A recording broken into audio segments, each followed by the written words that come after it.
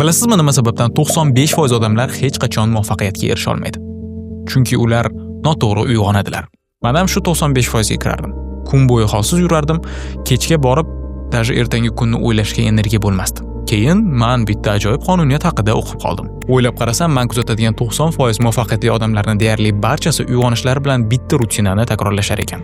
Shunaqa biologik qonun bor. Kunning boshidagi 90 minut kun qanchalik samarali bo'lishini belgilab beradi. Soat 7:00 uyg'onib, reels ko'rish o'rniga sovuq dush qabul qilamiz. Tana soxta, arzon emas, real dopamin ishlab chiqaradi.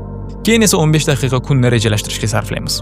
Avvallari shunchaki kun sizni boshqargan bo'lsa, endi siz kunni boshqarasiz. Keyingi 40 daqiqani esa sizga kerakli bilimni o'rganishga sarflang. Bularni qilganingizdan keyin nimalar o'zgaradi bilasizmi? Bularni atiga 21 kun qilganingizdan keyin siz hamma butun kunni sarflab tugata olmaydigan ishlarni atiga 4 soatda tugatishni boshlaysiz. Asabiylashmaysiz, chunki siz o'z vaqtingizni boshqarasiz. U sizni emas. Hayot ham ancha yaxshi tuyuladi. Ko'proq kelajagingizga manfaatli kontent uchun obuna bo'ling.